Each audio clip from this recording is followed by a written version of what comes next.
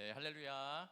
이 시간 함께 주님의 말씀을 나누도록 하겠습니다. 사도행전 17장 16절부터 18절과 32절부터 34절까지의 말씀을 보도록 하겠습니다.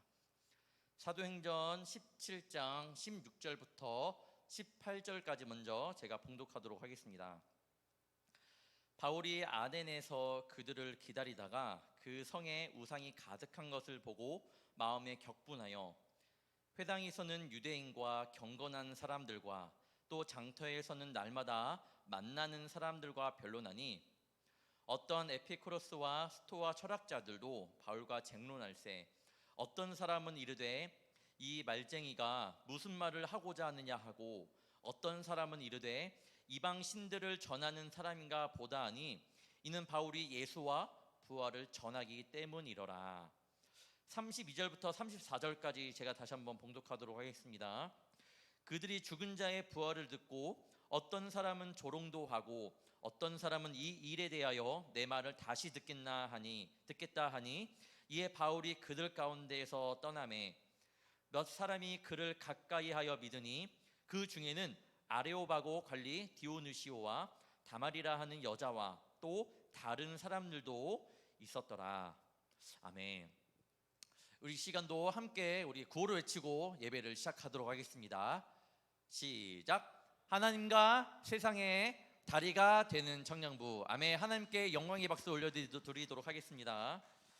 하나님과 세상의 다리가 되는 청년부가 되기를 주님의 이름으로 축복합니다. 오늘 말씀의 제목은요, 보고 느끼고 행하고 라는 말씀을 가지고 여러분과 함께 나누도록 하겠습니다.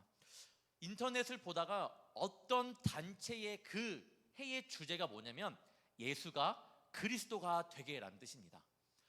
항상 우리가 예수 그리스도의 이름으로 예수 그리스도라고 하는데 그 단체의 그 이름이 그 주제가 예수가 그리스도가 되게 라는 것이었습니다. 여러분, 예수라는 것은요 구원자, 세비어라는 뜻을 가지고 있잖아요. 그리스도는 바로 기름 부음을 받은 자라는 뜻을 가지고 있습니다. 즉 구원자가 기름 부음 받은 자. 무슨 말인지 모르죠? 제가 좀 해석을 해봤는데 기름 부음을 받는 것은 누가 기름 부음을 받는 거죠? 왕이 기름 부음을 받는 겁니다. 즉 우리가 구원자라고 고백하는 그 예수님이 우리의 왕이 되어야 된다라는 거예요. 예수가 그리스도가 되게. 교회 안에 상황을 한번 보면요, 예수님을 구원자로 믿지만 기도할 때 응답해 주시면 우리가 주님을 찬양하지만 우리가 생각해보면 그분을 왕으로는 모시지 않는다라는 거예요.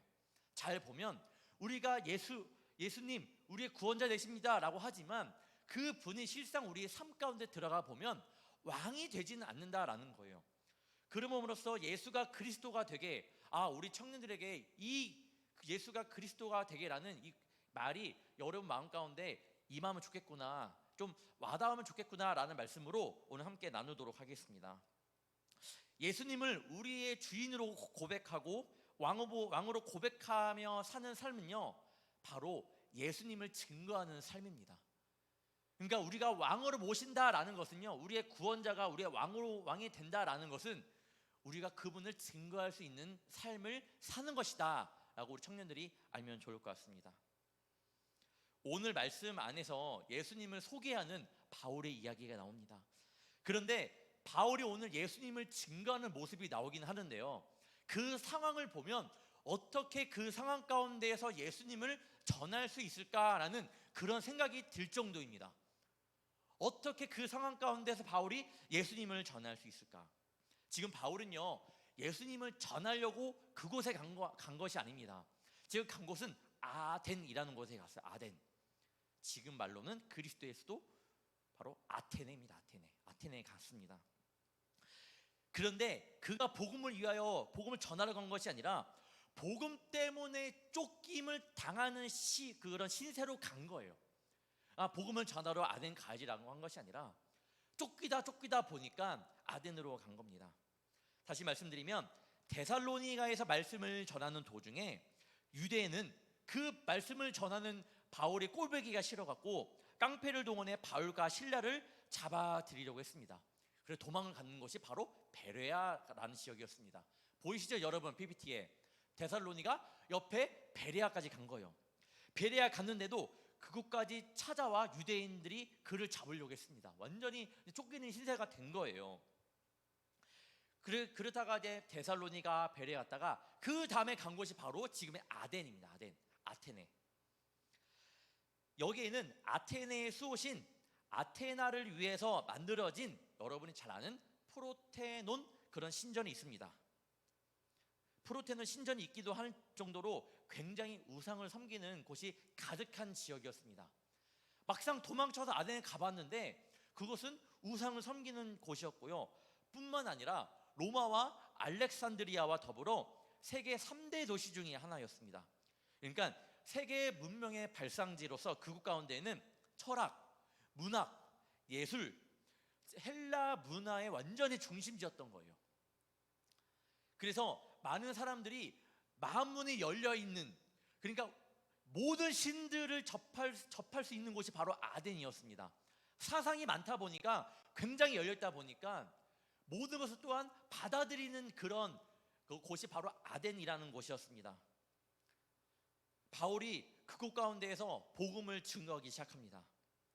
그런데요, 그가 쉽게 그곳 가운데서 복음을 전할 수 있었던 건 아닙니다. 왜냐하면 수백 년 전에 아덴의 유명한 철학자 소크라테스가 아덴의 시민들에게 고소를 당하여 사형당하게 된 이유가 있어요.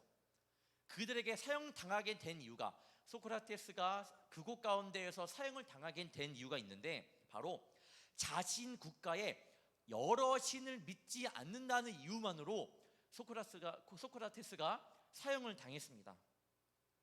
지금 바울은요, 전하는 것이 많은 우상을 전하는 것이 아니고 예수님 그 한 분을 전하고 있어요. 소크라테스가 지금 한 명의 신, 뭐 예수님을 섬긴 건 아니에요. 그 한 명의 신을 전하다가 죽임을 당했던 것처럼 바울이 지금 예수님을 전하고 있는데 그 한 분을 전하다가 지금 죽을 수도 있는 그런 상황 가운데 있는 거예요. 아덴이라는 곳이 여러 신들을 믿어야 되는 곳이지 단 한 분만 섬길 수 있는 곳이 아니라는 거예요. 근데 지금 바울은 그 가운데서 예수님을 전하고 있다. 바울은 예수님을 전했습니다. 자신이 처한 상황, 그 도시의 상황이 어떠하든 간에 바울은 예수님을 전했습니다. 때를 얻든지 못 얻든지 예수님을 전했던 그 바울이라는 것을 이 시간 우리 청년들이 일단 머릿속에 심고 가기를 바랍니다. 이 시간 말씀을 통해 바울의 마음을 배우기를 원하고요, 바울의 그 행동을 조금 알 수 있는 시간이 되기를 바랍니다.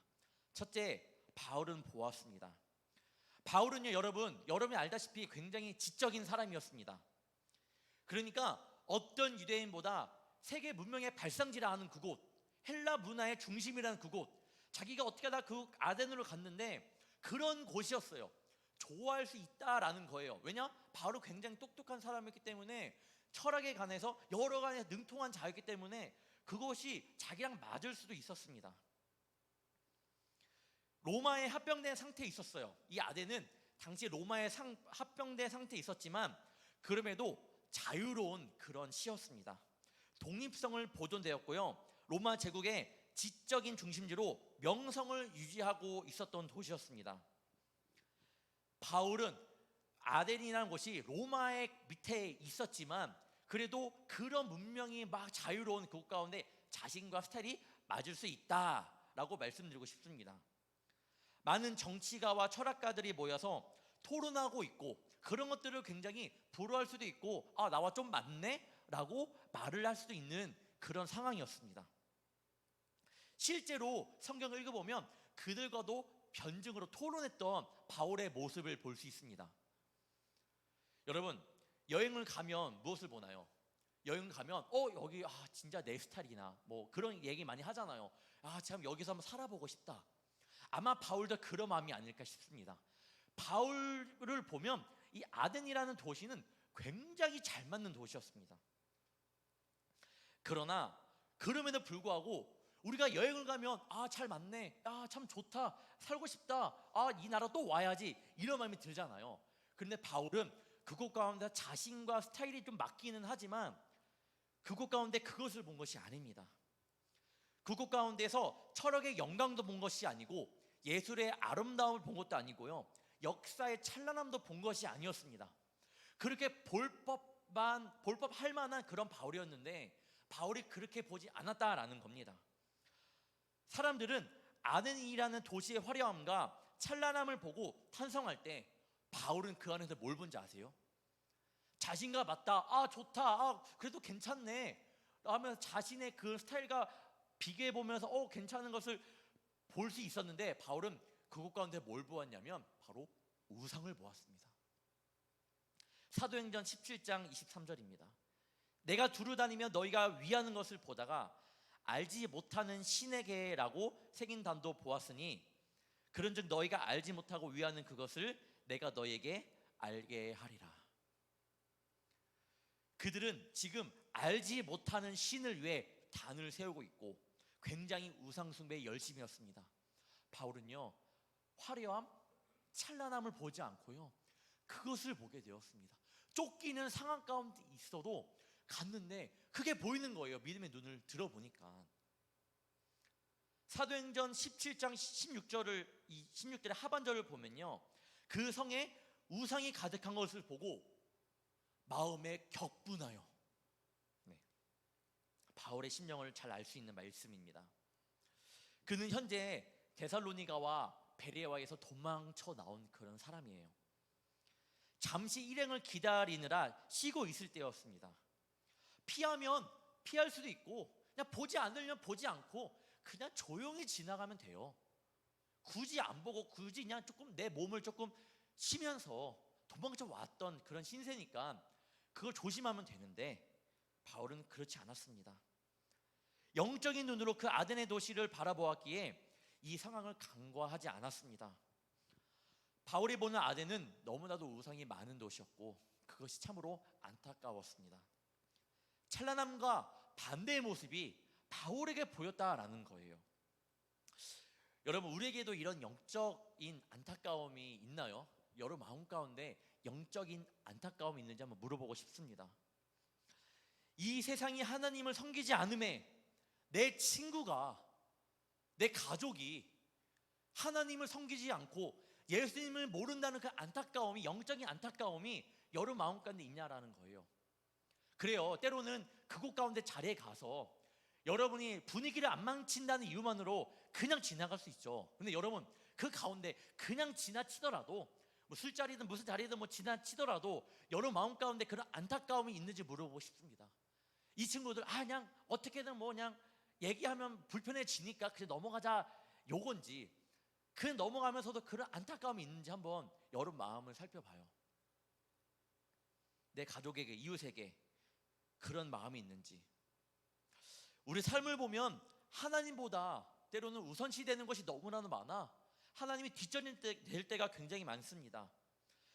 예수님이 내 왕이 되지 않으면, 예수가 그리스도가 되게 구원자가 우리의 왕이 되지 않으면, 그 예수님이 우리의 왕이 되지 않으면요, 그럴 수밖에 없어요. 뒤로 밀려날 수밖에 없습니다. 당연한 거예요. 우리의 삶을 살펴보면 굉장히 많아요.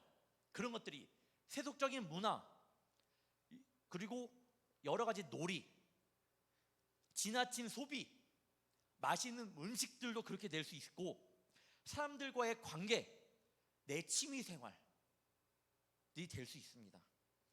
여러분, 제가 말씀드리고 싶은 것은 이것들이 불필요하다, 여러분 그거 하면 안 됩니다 라는 건 절대 아니에요. 굉장히 필요해요. 저도 알아요.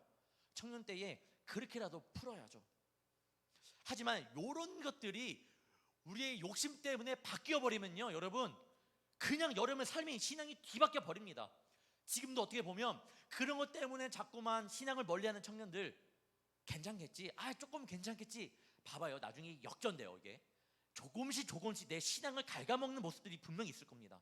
여러분 잡아야 돼요. 그거를 조금이라도 남아있다면 여러분 그 신앙을 잡아서요, 하나님 앞에 다 내려놓고 멋진 신앙이, 큰 신앙이 되어야 될 줄 믿습니다. 하나님은 영화롭게 하기보다는 지금도 내 것에 좀 더 초점을 맞추며 살아가는 것이 있습니다. 살아갈 때가 많아요. 여러분 지금 이때는요, 돌이켜야 할 때예요. 돌이켜야 할 때. 이 세상 가운데 믿음의 눈을 좀 더 들 때입니다. 좀 더 하나님 앞에 집중할 때입니다. 우리 하나님 출애굽기 34장 14절에 뭐라고 말씀하냐면 질투하시는 하나님이라고 해요. 질투하시는 하나님. 그걸 느껴야지 질투라는 걸 알 거 아니에요, 여러분.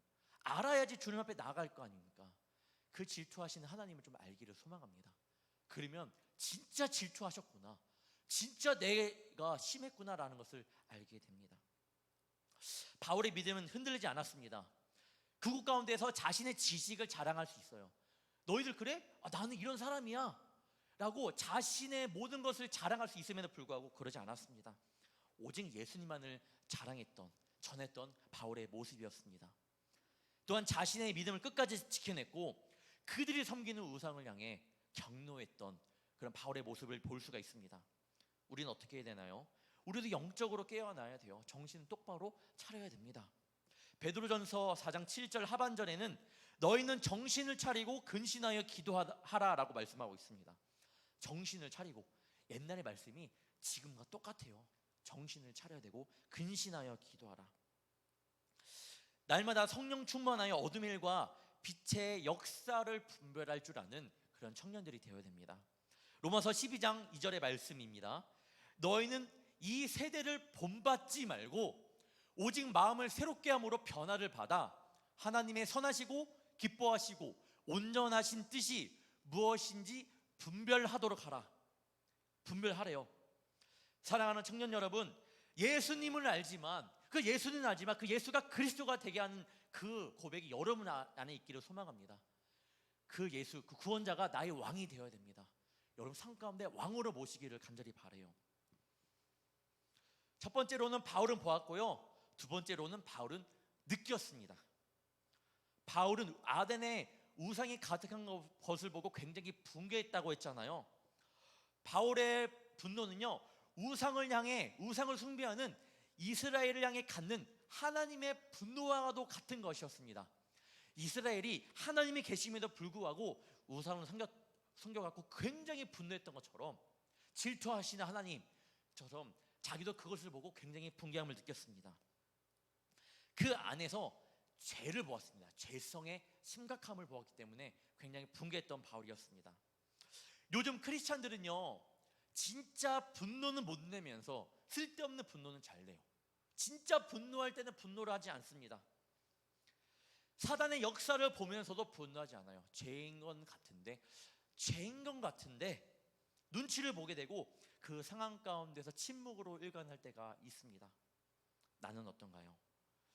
우리는 죄는 용서되어 죄에 대해서는 분개할 줄 아는 청년이 되어야 합니다.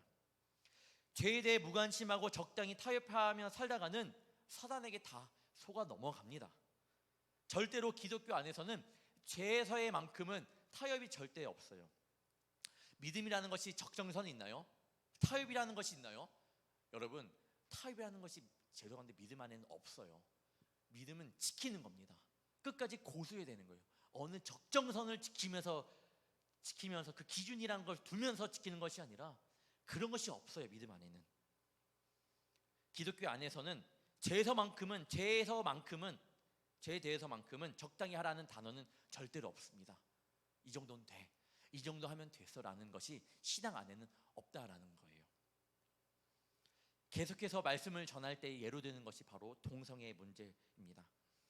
퀴어 문화 축제라고 해서 동성애자들의 축제가 코로나 때문에 한동안 안 하다가 올해 열렸죠. 여러분, 서울 광장시장에서 열렸습니다. 그들이 말하는 차별 없음을 말하는 거잖아요. 그곳 가운데 여러분 뭐가 있냐면요, 콘돔을 팔고 음란하고 선정적인 사진들, 성인용품이 막 팔리고 있습니다. 그들이 말하는 차별이 없는 시대를 원한다 라고 말하면서 그거 가면요, 음란이 굉장해요. 여러분, 옳은 것이라고 할 수 있나요? 절대 없습니다. 그때도 말했지만 동성애자들은 미워하면 안 돼요. 그 죄를 미워야 되는 거지. 동성애라는 죄를 미워야 되는 거지. 구약에서는 남성 간의 성관계를 갖는 경우 사형 선고를 받았다고 레이기에 말씀합니다. 18장 22, 20장 13절. 신약에서도 사도 바울은 동성간 성관계를 불법한 자들의 수많은 특징 가운데 하나로 간주하고 있습니다. 그것이 불법이라는 거예요. 고린도전서 6장 9절, 로마서 1장 26절, 디모데전서 1장 10절. 분명히 죄라고 나와 있습니다. 더 나아가 하나님께서 아담과 하와를 창조하신즉 남성과 여성을 창조하신 창조의 질서에 위배가 되는 거예요. 이 동성애라는 것은. 기독교는 약한 자, 소외된 자를 싸매신다라는 것이 때로는 그들의 주장이 될 수 있습니다. 예수님이 약한 자를 돌보시지 않았냐? 사랑으로 돌보지 않았냐? 그러면서 소수의 의견을 무시하면 안 된다는 이유로 우리를 옹호해라. 그런 것이 아니냐? 기독교는 그런 것이 아니냐라는 것으로 가지고 공격을 합니다. 기독교를. 하지만 절대로 그들을 미워하지는 않되 죄는 죄라고 말할 수 있는 것, 그것이 바로 예수가 그리스도가 되게 하는 하나의 방법입니다. 세상이 그러니까, 내 생각이 그러니까 그럴 수도 있겠다가 아니라요, 우리의 믿음을 지켜야 됩니다. 굳건히 지켜야 돼요.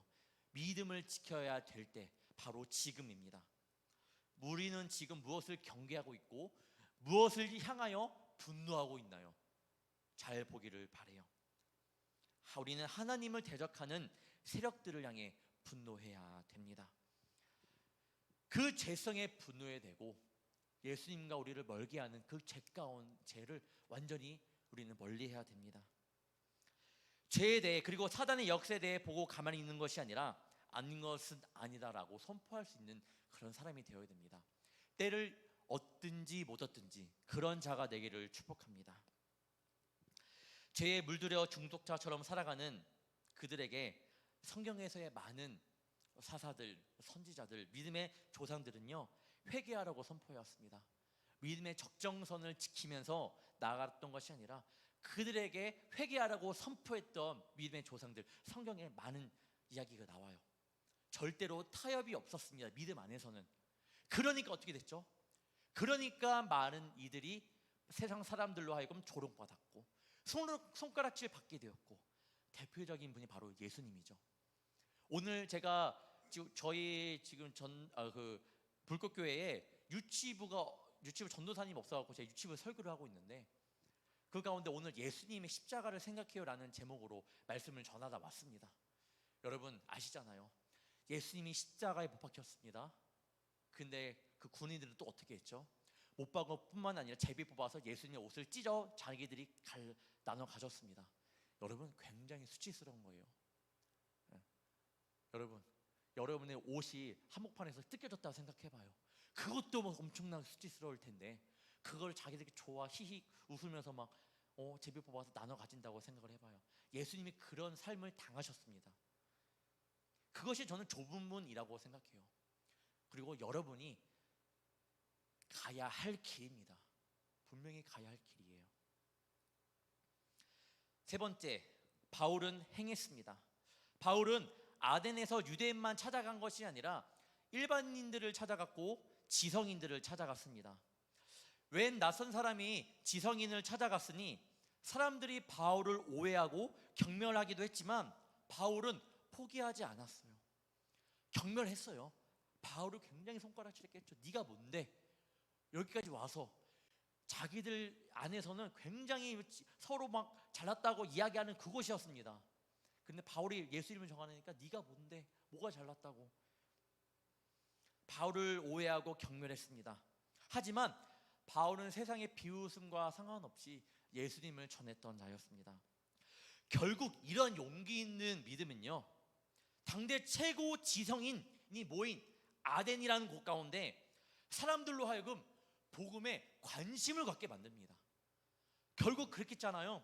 그렇게 자신이 모욕을 당하면서 예수님을 전했는데 말도 안 되는 상황, 굳이 전해야 되나 라고 들 정도의 그런 상황 가운데에서 전했는데, 거기서 지성이 넘쳐나고 굉장히 자신이 잘났다고 하는 그곳 가운데에서 그 말을 듣고 예수님의 말씀을 듣고 바울이 전하는 예수를 듣고 돌이킨 사람이 있었다라는 거예요.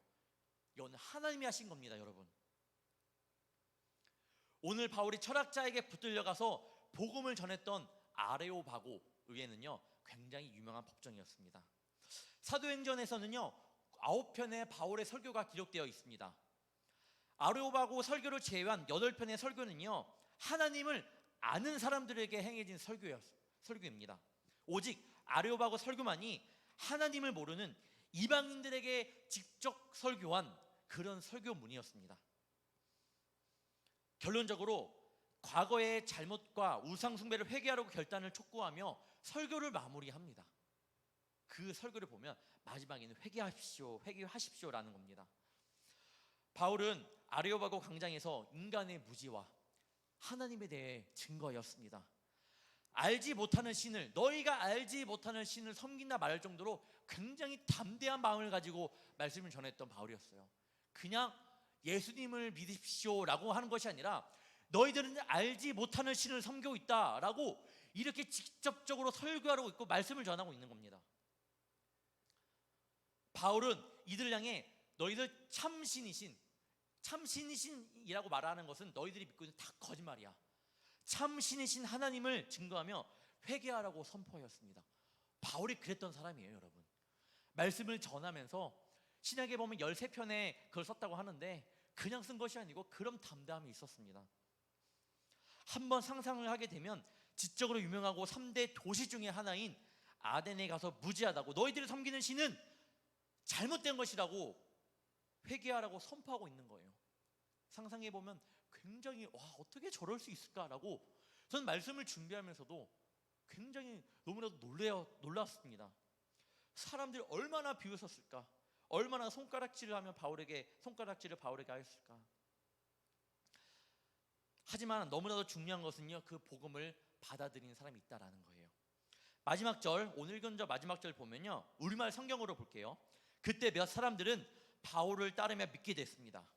그 가운데는 디오느시오라는 아레오바고 시의 의형과 다말이라 하는 여인과 그 외에 몇 사람이 더 있었습니다. 아덴과 같은 도시에도 여러분 전도의 열매가 열렸다라는 거예요. 그러면 여러분 친구들 가운데서도 여러분이 복음을 전할 수 있는 기회가 있을 때 복음을 전하면 복음문이 열릴까요? 닫힐까요? 열린다라는 거예요. 못한다? 여러분 주님 안에서 힘을 갖기를 바라요. 용기를 가지기를 축복합니다. 하나님이 하시면요, 여러분 끝장납니다. 할 수 있어요. 여러분이 하는 것이 아니기 때문에. 제가 예전에도 아마 이런 예화를 드렸던 적이 있는 것 같은데, 어떤 사람이 사형리를 가지고 전도를 하려고 길거리에 섰죠. 굉장히 떨리죠. 전도를 안 해본 사람은 굉장히 어떻게 말을 해야 될까. 일단 사형리를 가지고 선 거죠. 어떻게 말할까, 교육을 받았는데 어떻게 말을 할까.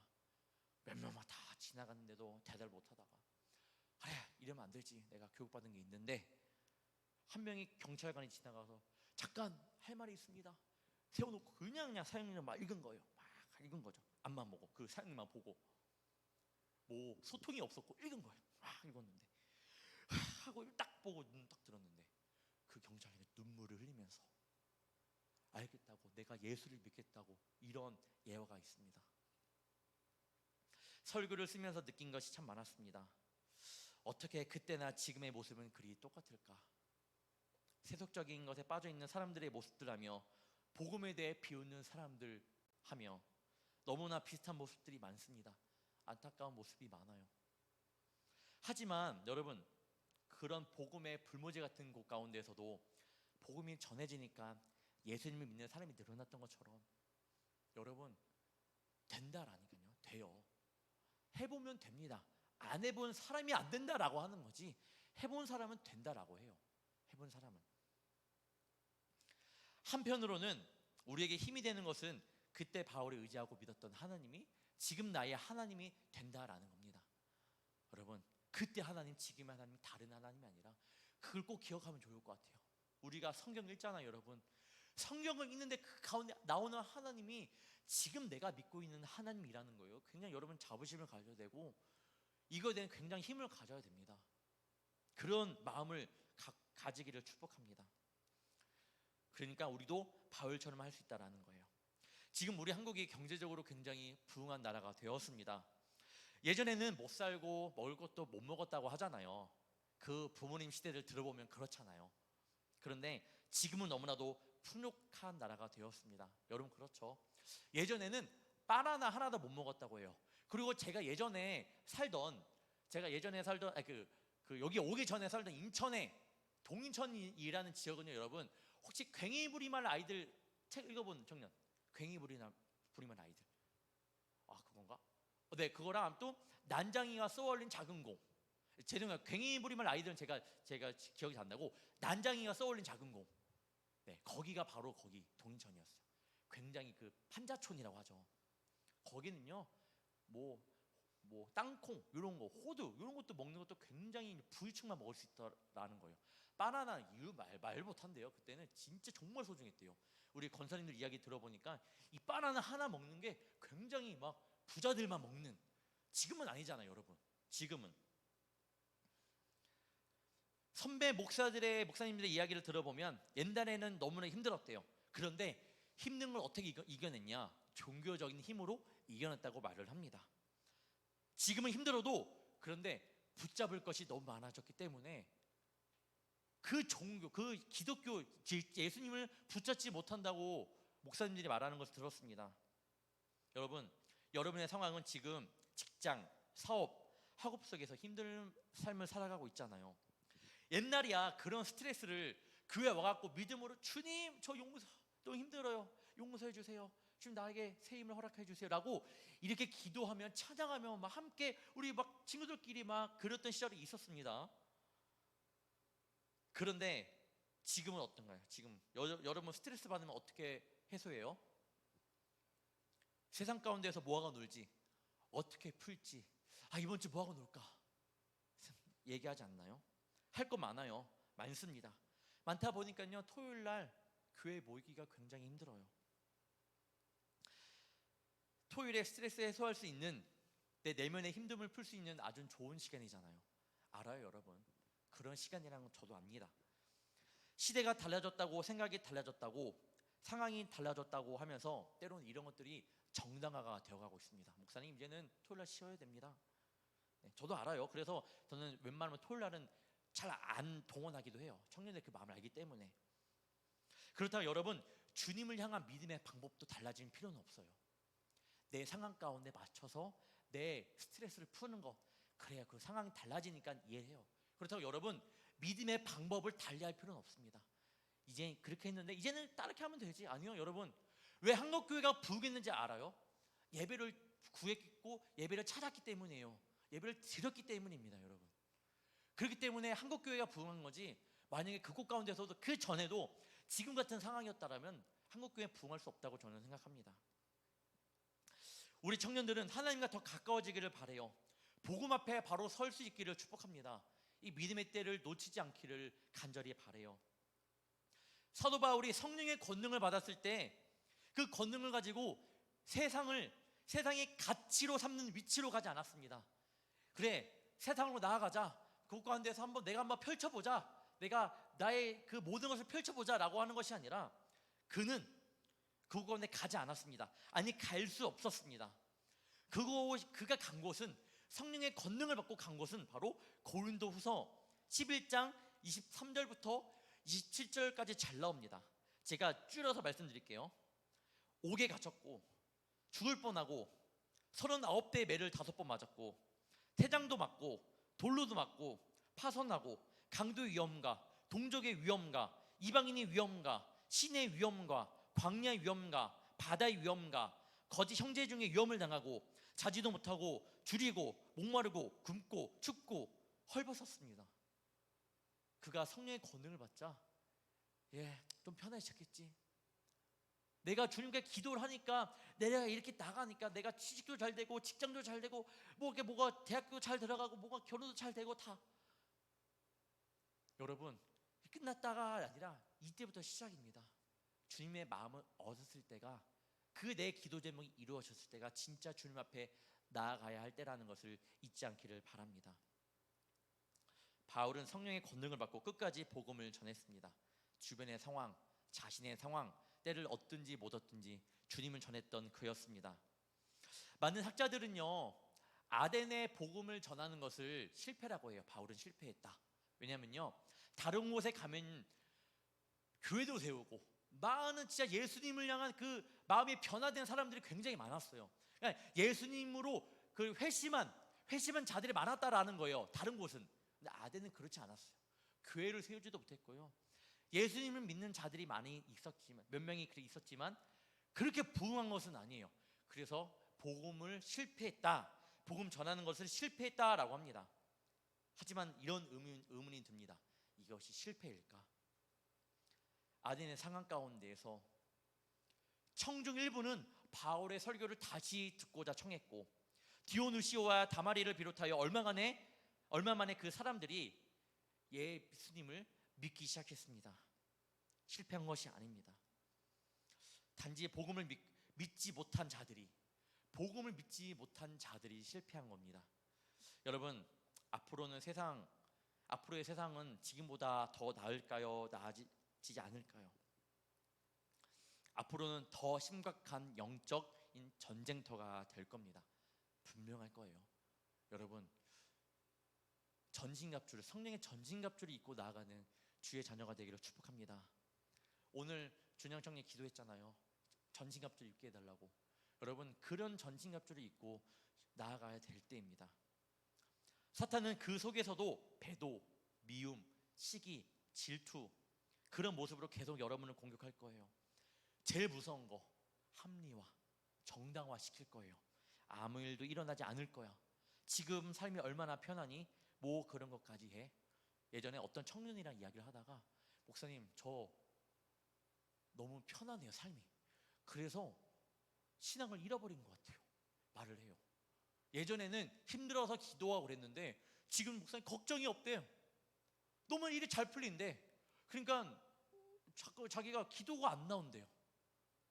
여러분, 계속 정말 기도할 거 많은데 계속 그렇게 합리화, 정당화 시키면서 우리의 삶을 이렇게 다져나가고 있습니다. 사탄들은 영적 전쟁을 준비하지 못하게 만들고 있는데, 여러분, 예배 시간, 기도하며 찬양하는 것이 모든 순간들이 여러분 전신갑주를 입고 우리가 무장을 하는 시간이라고 생각하면 좋습니다.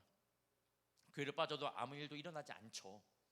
그렇게 생각하는 청년들이 있는데, 아니요, 계속해서 우리의 믿음이 무너지고 있습니다. 하나님은 다 알고 계십니다. 분명히 우리의 상황을 다 알고 계세요. 두려운 마음을 가지길 바라고요. 우리 하나님은 질투하시는 하나님이라는 것을 또한 알기를 소망합니다. 말씀을 마무리하려고 합니다. 여러분, 바울이 보았고, 바울이 그 가운데 느꼈고, 바울이 그렇게 행했던 것처럼 우리 청년들도 믿음의 눈을 들어서요, 보기를 바래요. 그리고 이 세상을 잘 보기를 바라고, 믿음의 눈을 들어서 그 죄가 얼마나 심각한지를 느끼기를 바랍니다. 그리고 믿음의 눈을 들어서 전신갑주를 입고 여러분 믿음을 행하기를 축복합니다. 하나님을 찾으시는 그 한 사람이 바로 저와 여러분이 되기를 바랍니다. 바울과 같은 믿음을 가집시다. 이번 한 주간도 여러분 보고 듣고 행하는 저와 여러분이 되기를 바라고, 예수가 그리스도가 되는 그런 귀한 한 주가 되기를 주님의 이름으로 축복합니다. 기도하겠습니다. 사랑의 주님, 바울처럼 살게 하여 주시옵소서. 어떠한 순간에도 모든 초점을 맞춘 바울처럼 살게 하여 주시옵소서. 생명의 위험이 있었던 순간에도 주님을 포기하지 않았던 바울처럼 살게 하여 주시옵소서. 바울의 하나님이 지금 나의 하나님은 되심을 믿습니다. 우리도 이 어두운 세상 가운데 희망이 되기 원하며 빛이 되기를 원하오니 성령께서 이끌어 주시옵소서. 세상의 것, 잠깐의 즐거움을 따라가는 삶이 아닌 그 속에서 중심이 무너지지 않고 주님만을 섬기며 닮아가는 자녀로서 살아가게 하여 주시옵소서. 주님의 어두운 세상 가운데 우리 청년들을 붙잡아 주시옵소서. 정말로 유혹이 많고 정말로 우리 청년들의 마음을 빼앗을 만한 것들이 많습니다. 그런 상황이 오더라도 넘어지지 않도록 주께서 도와주시옵소서. 이 거룩한 예배 시간을 기대하며 나가는 청년들 되게 하여 주시옵소서. 주님의 마음을 느끼게 하시고 그 주님의 마음을 붙잡는 시간 되게 하여 주옵소서. 내일이면 또 세상 앞으로 나가는 청년들입니다. 다시 한번 힘든 공부를 하며 자격증을 준비하며 면접을 준비하며 결혼을 준비하며 직장 가운데에서 또 사람들 관계에서 힘들어 살아갑니다. 입대하는 청년들, 유학을 준비하는 청년들, 군에서 있는 청년들, 아버지 하나님, 그리스도인으로 살아가게 하여 주시옵소서. 이 모든 청년들의 삶이 예수가 그리스도가 되는 삶이 되도록 도와주시옵소서. 이기게 하시고 승리하게 하여 주시고, 주님이 부어주시는 그 은혜 가운데 한 주도 기쁨으로 감당하며 살아가게 하여 주시옵소서. 무엇보다 주님, 교회를 떠난 청년들 긍휼히 여겨주사 그 청년의 마음을 붙잡아 주시고 주님께서 이 자리로 인도하여 주시옵소서. 감사하며 예수님의 이름으로 간절히 기도옵나이다. 아멘. 우리 시간 우리 봉헌 찬양하도록 하겠습니다. 나 주님의 기쁨 되기 원하네. 나 주님의